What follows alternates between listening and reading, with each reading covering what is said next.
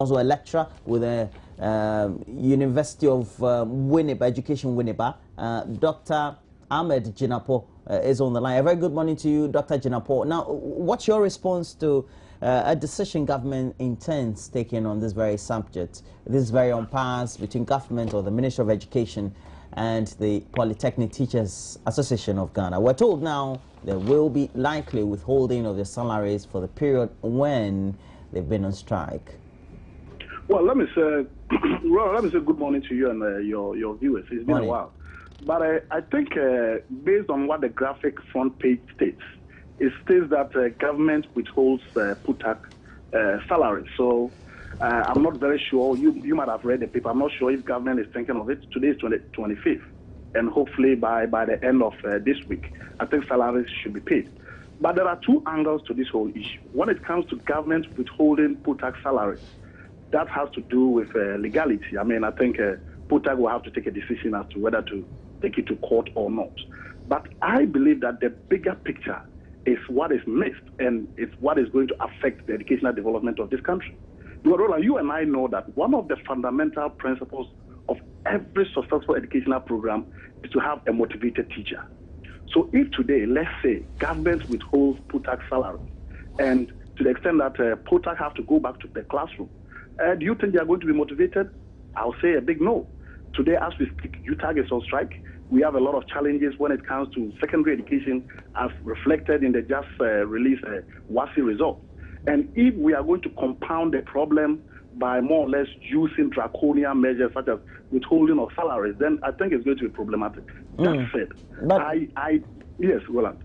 But doesn't it also become a lot more logical if an entity or a group like POTAG would want to embark on a strike action but not follow due process, or even perhaps also not listen extensively to its own employer as far as the negotiations are concerned?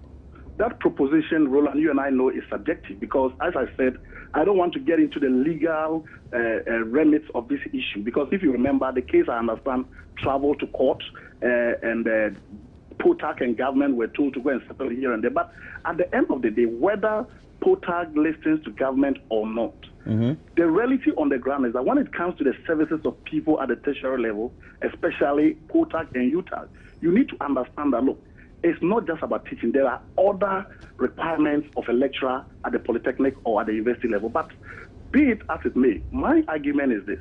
I think government has a responsibility to try as much as possible to solve this problem once and for all without referring or without going back to the issue of what?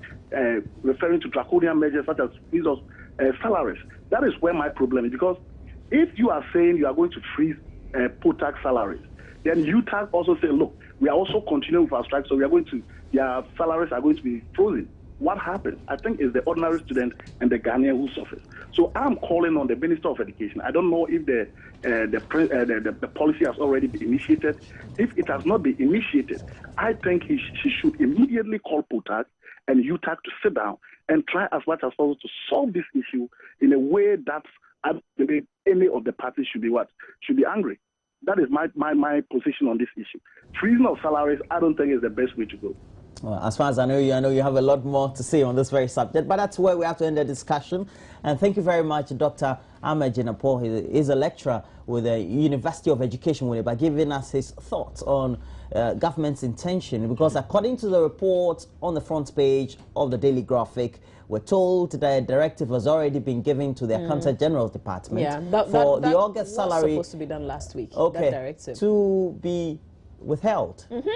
Okay. Well, I can imagine not doing the show for 10 days. No, but listen. And the finance manager decides if you think about Roland, that's it for you. If you think about it in ordinary terms, no work, no pay.